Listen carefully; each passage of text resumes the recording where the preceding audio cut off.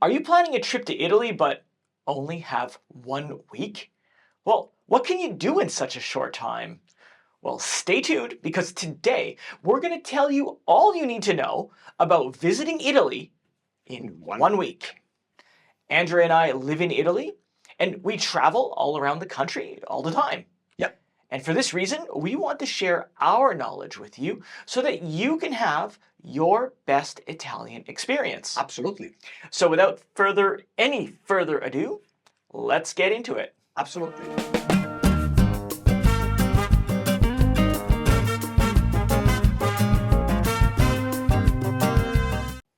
Hi everyone, I'm Rick. And I'm Andrea, and today we'll tell you how to optimize your visit to Italy in 1 week.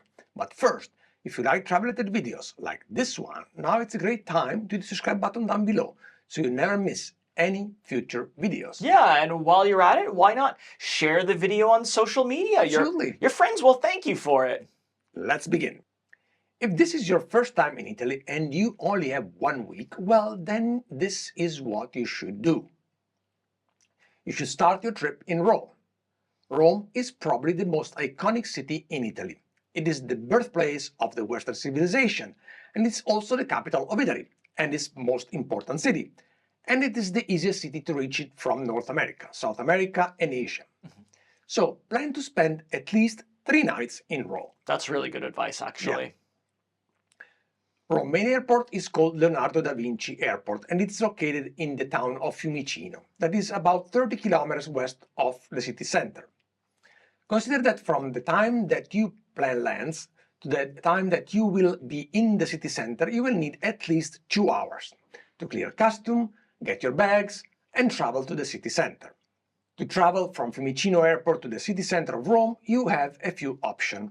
The most direct is the Leonardo Express train that takes you from the airport train station to Roma Termini train station right downtown.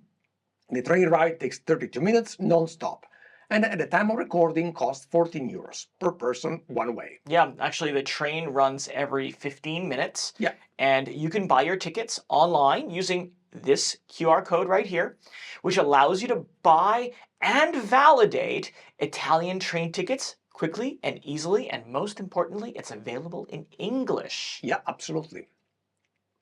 Your second option is to take a taxi that will take you from the Roma Fiumicino to your hotel in Rome. Taxis to and from the airport have a flat fee that at the time of recording is the 50 euros, including bags. The taxi ride takes between 40 minutes to 1 hour, 1 hour and a half, depending on traffic. Sometimes traffic in Rome can be really, really heavy. Yeah, and if you're traveling in the summertime, it's going to be probably uncomfortable because most of the taxis, they don't even use air conditioning. So I would say book the train. Now, for our itinerary, let's assume that your plane lands in Fiumicino at, let's say, 10 a.m. This means that if you take the Leonardo Express, you'll arrive at Roma Termini around noon, right? So let's plan another 10 minutes for the taxi to get to your hotel, and another 15 minutes to do the check-in and drop your bags. That means that you'll be ready to grab a quick lunch and fill your belly before you start exploring Rome. So for lunch, why not try the typical Roman pizza? It's called pizza al taglio. I mean, you're in Italy, Yeah. have a pizza. Pizza al taglio is a pizza that's cut into slices and sold by weight. And you can easily find these little restaurants all over the place that serve this type of pizza. And usually you can choose among a huge variety of toppings. And you can mix and match, actually. Exactly. And of course, if you want to know more about what to eat in Rome, check this video.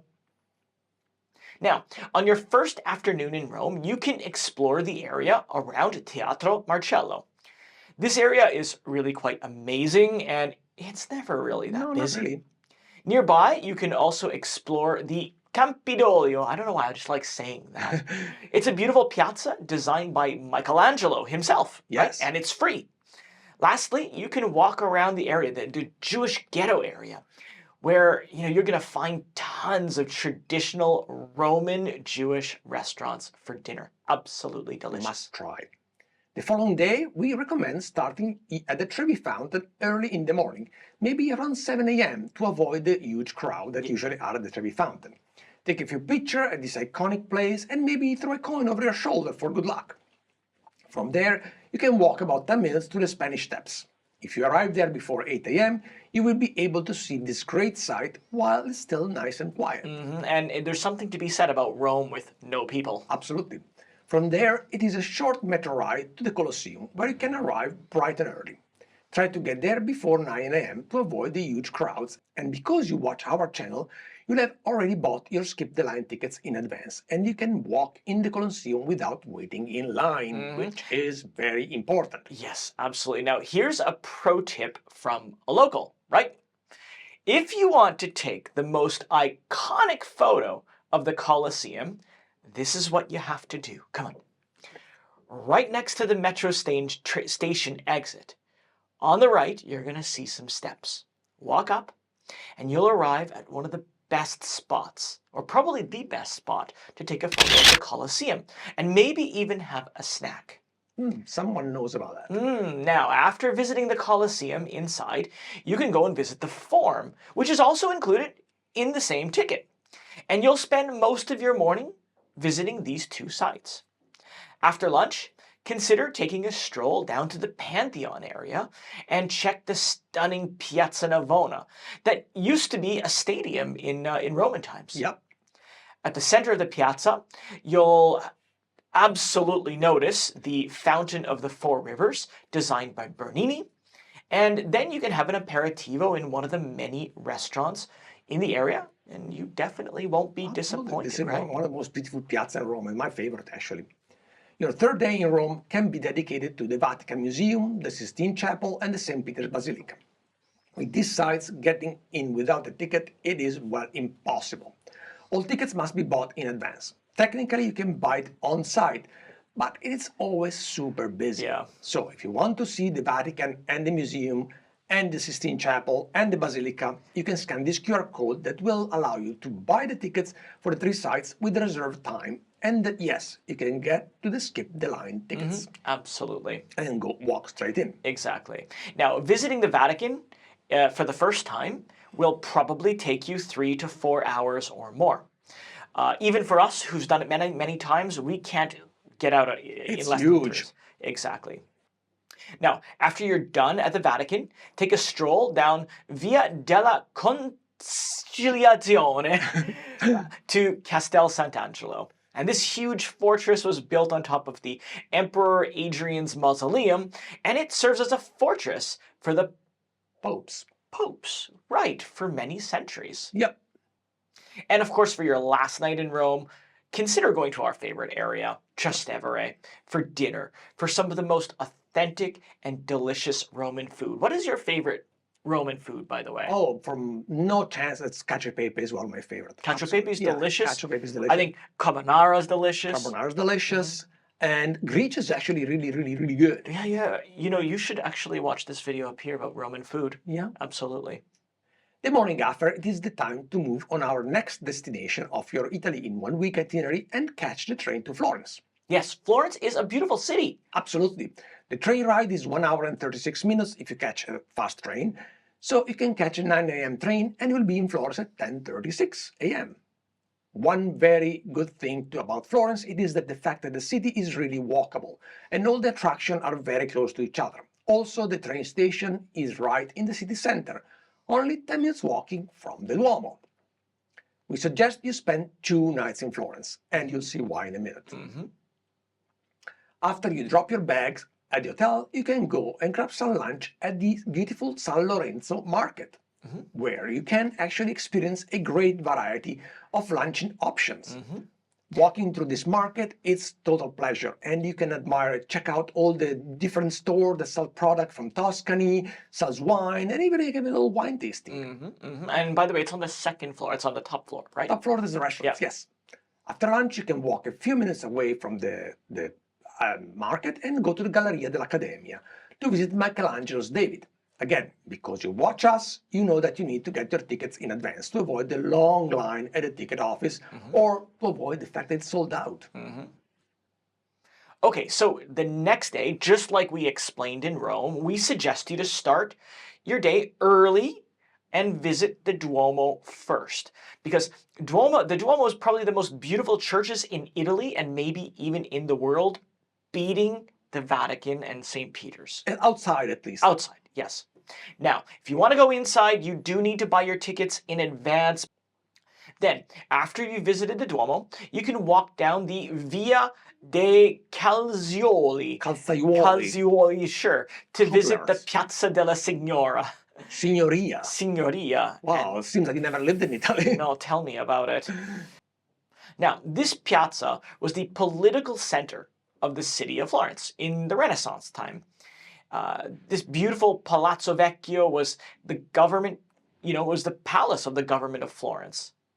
And next to the palace, you're going to find the famous Galleria dei Uffizi, or the Uffizi Gallery.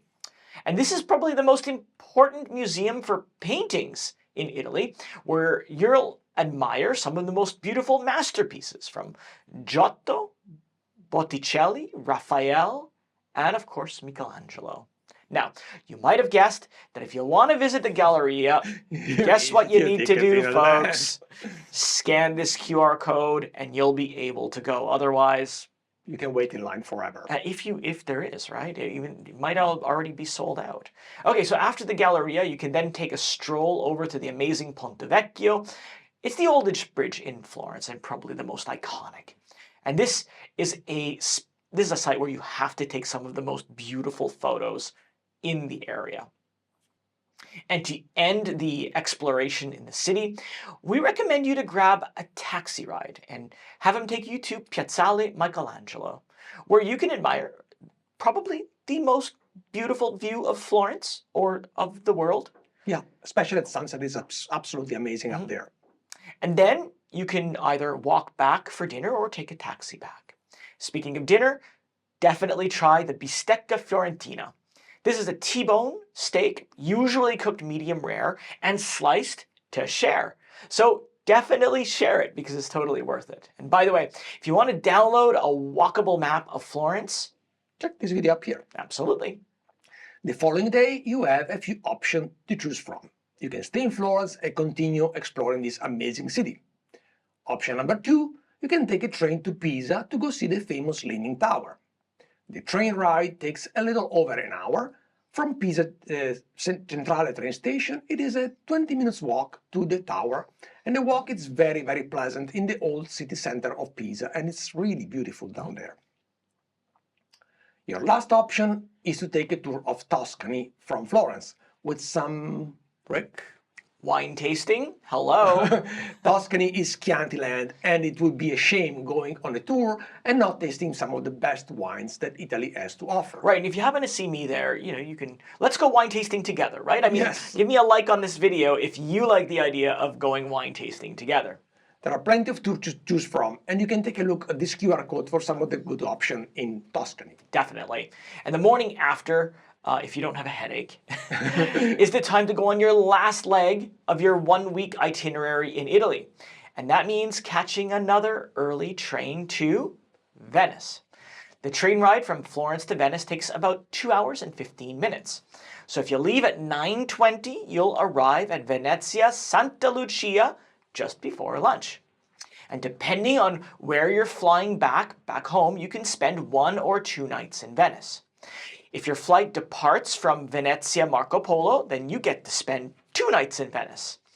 Now, if you have to go back to Rome to catch your flight, well, then we suggest you to spend 1 night in Venice, obviously, and then catch the late train to Rome and spend your last night in Rome before going back home. Yeah.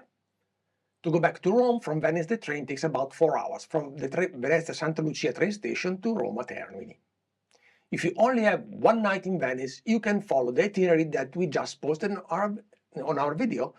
Visit Venice in 1 day. And it's up here. Absolutely. And we did like 26,000 steps on that day. So be prepared. Now, if your flight back home is from Venezia Marco Polo, and we strongly recommend you to pick this option if you still can, well, that means you're going to have more time to explore Venice, and you'll have a better glimpse of this incredible city.